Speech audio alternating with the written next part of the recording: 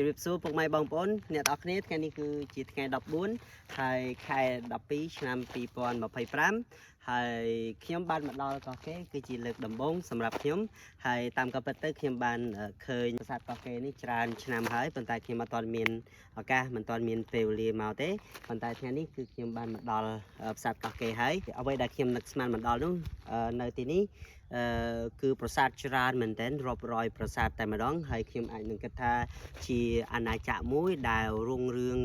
ដូចជាអាណាចក្រអង្គរផងដែរហើយនៅទីនេះខ្ញុំមានអារម្មណ៍ថាវាច្រើនវាហួសពីការស្មានហួសពីការគិតរបស់ខ្ញុំណាហើយ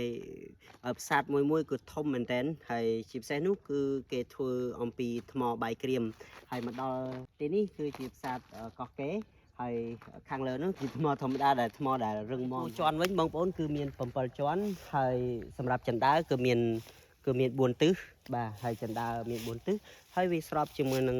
នៅប្រាសាទអង្គរធំប្រាសាទអង្គរទូចដែលមានព្រះ4មុខបាទហើយនៅទីនេះអញ្ចឹងខ្ញុំគិតថាការសាងសង់នោះវាមានការប្រតិក់គ្នាបាទដូច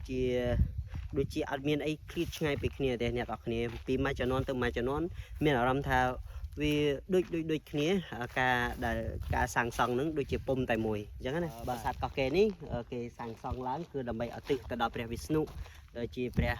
លង្កាបាទដែលស្ម័យមុនហ្នឹងគឺយើងគោរពដូចជាព្រះលង្កព្រះយោនីអញ្ចឹងទៅហើយនេះគឺជាប្រាសាទដែលគេសាងសង់ឡើងដើម្បីឧទ្ទិសទៅដល់ព្រះវិស្ណុនឹងឯងបាទហើយមុនសាសនាព្រះពុទ្ធចូលមកអាណាចក្រនេះបាទហើយដំបូងឡើយគឺជាសាសនាហិណ្ឌូទេបាទប៉ុន្តែវិវត្តមកដល់ពេលនេះគឺយើងកាន់សាសនាព្រះពុទ្ធបាទអូខេសប្បាយចិត្តមែនទែនហើយសង្ឃឹមថាវីដេអូនេះនឹងផ្ញើជូនបងប្អូនអ្នកភូមិអ្នកស្រុកខ្ញុំឬក៏អ្នកខេត្តខ្ញុំហើយនិងអ្នកខេត្តផ្សេងទៀតដែលមិនទាន់មានឱកាសហើយអ្នកទាំងអស់គ្នាអាចមកទស្សនាបានហើយមកលេងបានហើយដើម្បីបំពេញក្តីសម័យហើយក្នុងឆាកជីវិតយើងគឺយើងត្រូវតែឃើញ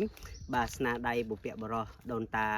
បាទមហាអស្ចារ្យហ្នឹងហើយអរគុណច្រើនចំពោះវីដេអូនេះបាទ